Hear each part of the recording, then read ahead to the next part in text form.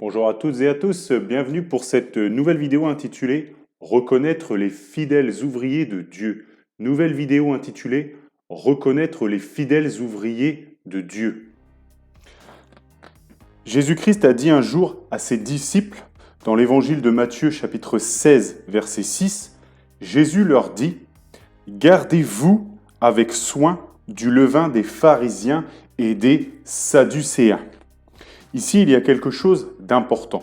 Une personne est sauvée par le Seigneur au moyen de la foi qui est en Jésus-Christ pour prix de sa foi. Mais cette vérité, ce salut qui nous est offert par grâce, si on ouvre notre cœur au Seigneur, à Jésus-Christ, cela est combattu par notre ennemi. Dieu veut sauver tous ceux qui croient en lui, en Jésus-Christ, mais le diable veut faire périr tout le monde. Alors Dieu envoie la parole et ses prédicateurs pour expliquer aux gens la clé de leur salut, et le diable lui envoie ses faux prédicateurs pour perdre les gens qui loin de la foi en Jésus-Christ, loin de la foi en Dieu. Il est possible qu'un jour deux personnes qui prêchent l'évangile aient un léger différent. Par exemple, on peut dire que Dieu pensait cela quand il a fait telle action, et un autre dire que Dieu pensait plutôt à cela, etc.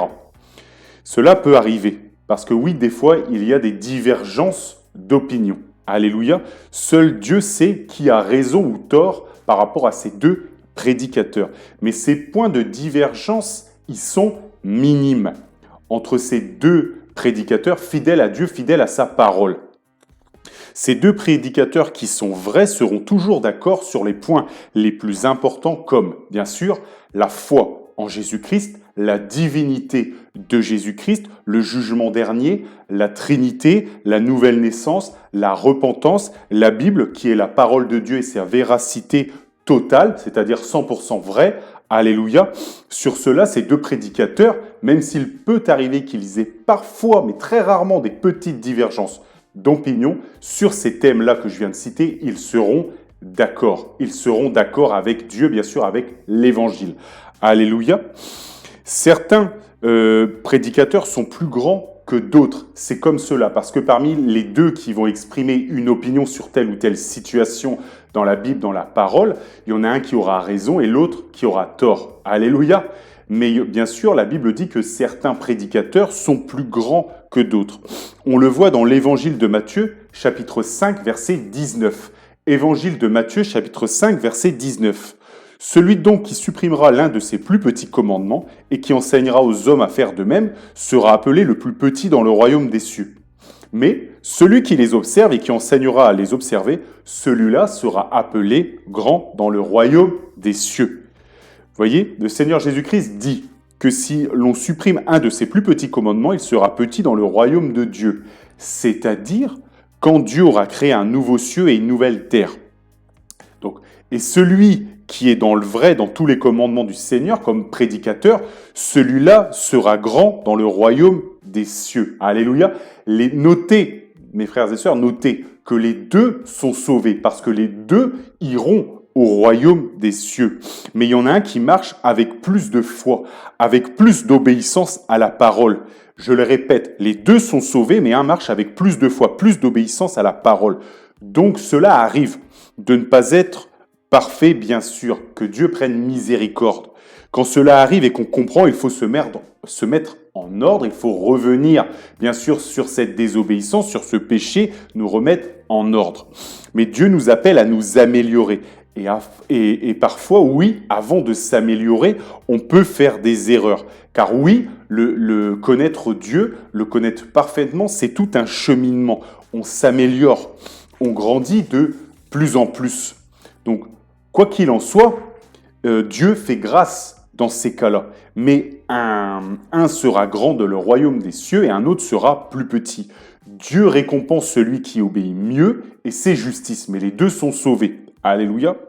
Donc les deux prêchent la vie par Jésus-Christ notre Seigneur et ils cherchent à amener les gens à l'obéissance de la foi en Jésus-Christ. Comme je l'ai dit, ils sont d'accord bien sûr sur sur vraiment ce qui fait l'essence, vraiment le socle, vraiment le fondement de la foi. Mais parfois, oui, ce cheminement à connaître mieux la parole peut faire qu'il y en a un qui va être plus aguerri que l'autre, un qui va faire peut-être un petit peu plus d'erreurs que l'autre, mais voilà, il peut s'améliorer, il va grandir. Alléluia, je vous demande, mes frères et sœurs, de faire vraiment d'aider cette personne-là qui est en construction, de lui apporter peut-être des éclaircissements, peut-être votre opinion, et montrer aussi, bien sûr, la parole, montrer des citations pour le faire grandir. Alléluia. Mais vraiment, voilà, vous voyez, il faut qu'on aille tous ensemble et qu'on monte ensemble. Parce que oui, c'est tout un cheminement et parfois on n'est pas parfait dès le début. Alléluia. Mais, vous voyez, notez qu'il ne faut pas les pointer du doigt en disant « Ah, il s'est trompé sur cela. » Oui, il s'est trompé, mais reprends-le. Il s'est trompé, explique-lui, et il va, puisqu'il suit la parole, puisqu'il suit Dieu, si ce que tu dis est vrai, bien sûr, il va se remettre en ordre, et il va comprendre, et il va grandir. Alléluia. Donc, il y a des prédicateurs qui sont meilleurs que d'autres, car certains n'ont pas atteint encore leur niveau de maturité spirituelle. Mais ce n'est pas parce qu'un prédicateur va se tromper un jour que pour autant, c'est un faux prédicateur, un faux enseignement qui travaille pour l'ennemi. Alléluia. Le diable, oui, envoie des faux enseignants, mais ces faux enseignants, eux, ne reconnaîtront jamais une chose. Ils ne reconnaîtront jamais que Jésus-Christ est Dieu. Je le redis, ceux qui sont vraiment des faux enseignants, c'est-à-dire ceux qui cherchent à amener les gens vers le diable, contrairement à un prédicateur qui, malheureusement, qui n'a pas atteint cette maturité, qui peut se tromper, eux, ces faux prédicateurs, vraiment qui travaillent pour le diable, eux, ils ne reconnaîtront jamais une chose, c'est que Jésus-Christ est Dieu. C'est comme cela que l'on détecte ceux qui ont besoin de grandir et ceux qui sont des faux ouvriers, ou plutôt des ouvriers au service du diable. Le premier livre de Jean, chapitre 2, nous dit « Qui est menteur, sinon celui qui nie que Jésus est le Christ? Celui-là est l'antéchrist qui nie le Père ni le Fils. » Vous voyez, donc celui qui nie que Jésus est Dieu, le Fils, alors il renie Dieu. Pourquoi? Car Dieu le Père a permis à Dieu le Fils de faire des prodiges comme personne. Il a dit, celui-ci est mon Fils bien-aimé, écoutez-le. Celui qui écoute le Fils écoute le Père. Celui qui rejette le Fils rejette le Père. Et donc, il rejette Dieu. Donc, il y a parfois des discussions entre prédicateurs plus ou moins avancés en Jésus-Christ, et il y a aussi des faux prédicateurs qui, eux, cherchent à séduire et à détourner du royaume de Dieu les gens. Souvent, quand un pasteur ne sait pas tout, c'est possible, alors il faut en discuter avec lui, essayer de l'aider. C'est notre grand frère. Il faut parfois aider les gens à grandir spirituellement. Mais quand un soi-disant pasteur commence à renier la divinité de Jésus-Christ, alors là, il faut le changer. Il faut savoir discerner entre le bon pasteur, pas parfait, et le faux pasteur, serviteur du diable. Et vraiment, cette clé de voûte, c'est vraiment celui qui rejette que Jésus-Christ est Dieu. C'est de cela que nous parle Jésus-Christ quand il dit à ses disciples au évangile de Matthieu, chapitre 16, verset 6, « Gardez-vous avec soin du levain des pharisiens et des sadducéens. » À l'époque d'Israël, il y avait des pharisiens et des sadducéens. Les pharisiens et les sadducéens, ce sont des gens religieux, c'est-à-dire des gens qui croient en Dieu. Mais les pharisiens interprètent les Écritures en fonction de leurs pensées. Ils dénaturent les Écritures par leurs propres idées. Ils ajoutent à la parole de Dieu leurs pensées et ils enseignent cela. C'est une parole dénaturée. Ils arrangent l'Évangile comme ils veulent et ils rejettent bien sûr notre Seigneur Jésus-Christ comme Dieu, comme Sauveur. Les Sadducéens, ne croient pas à l'entièreté des Écritures, notamment sur les anges et sur la résurrection des morts. Les deux castes, donc pharisiens, sadducéens, ayant du pouvoir à l'époque, ne croyaient pas toutes les Écritures finalement ou dénaturaient certaines parties. Mais mon frère, ma sœur, si Dieu a fait une Bible de 66 livres, ce n'est pas par hasard. On n'écrit pas sa volonté dans un livre pour laisser les gens prendre des petits bouts et en changer le sens. Et Jésus-Christ a dit de se tenir en garde contre ces gens, ou plutôt contre leur levain.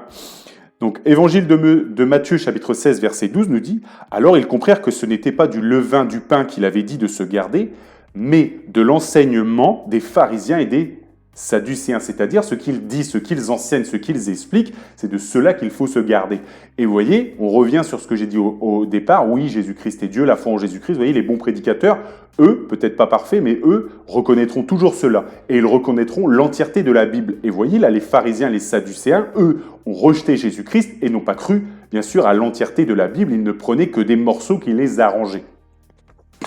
Donc, Les pharisiens et les sadducéens sont des prédicateurs qui amènent les gens, encore une fois, à s'éloigner de Jésus-Christ. En effet, rappelons-nous, les pharisiens et les sadducéens ont livré Jésus-Christ à Pilate quand Jésus-Christ a dit au souverain sacrificateur qu'il était le Fils de Dieu et qu'il viendrait avec ses serviteurs les anges. En effet, le Seigneur a dit, Évangile de Marc, chapitre 14, verset 6, Marc 14, 6, Jésus répondit, « Je le suis, et vous verrez le Fils de l'homme assis à la droite de la puissance de Dieu et venant sur les nuées du ciel. » Donc les pharisiens ont été choqués, car cela ne correspondait pas à leur vision donc de la Torah, de l'Ancien Testament. Les Sadducéens, le fait que Jésus-Christ a dit qu'il était Dieu. Et les Sadducéens étaient choqués, car ils ne croyaient pas en l'influence des anges et à la résurrection. Parce que quand Jésus-Christ dit qu'il viendra sur les nuées, c'est les nuées des anges. Et aujourd'hui, il y a encore beaucoup de pharisiens et de sadducéens qui remettent en cause les enseignements de Dieu. Ils nient le Fils, donc ils nient le Père. Ils nient la résurrection de Jésus-Christ, alors que oui, nous le savons, et tous les prédicateurs véritables de Dieu diront bien sûr que Jésus-Christ est Dieu le Fils et qu'il est ressuscité.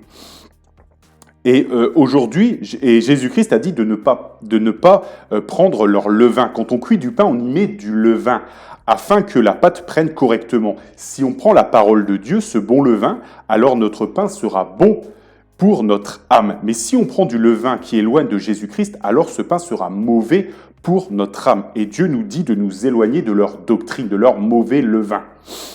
Quand vous verrez un pasteur confesser le Fils de Dieu, alors cela vous permet de savoir que c'est quelqu'un qui est dans le vrai. Peut-être pas parfait, mais dans le vrai. Et si c'est pas parfait, discutez avec lui pour grandir ensemble. Alléluia, demandez l'aide de Dieu. Mais quand un soi-disant pasteur reniera la divinité de Jésus-Christ, alors vous saurez que c'est quelqu'un qui agit pour l'ennemi consciemment ou pas, et que c'est dangereux pour des chrétiens mal affermis. Un tel homme doit se retirer de la soi-disant Église pour ne pas perdre nos frères et sœurs. Alléluia. Si ce n'est pas possible, alors vous faites mieux, mes frères, ma sœur, de changer d'église, parce que ce pasteur, ce faux enseignement, ce faux prédicateur va vous donner le mauvais pain des pharisiens, des sadducéens qui ne croyaient pas en Jésus-Christ, qui ne croyaient pas en Dieu, et cela, bien sûr, va vous éloigner de Dieu, et ce sera pour votre perdition. Maintenant, vous saurez discerner les bons et les moins bons pasteurs, ainsi que les usurpateurs. Mon frère, ma sœur, paix, joie, santé à celles et ceux qui aideront les bons prédicateurs à s'améliorer au nom de Jésus-Christ. Alléluia. Que Dieu vous bénisse dans le nom de Jésus-Christ et que toute la gloire lui revienne.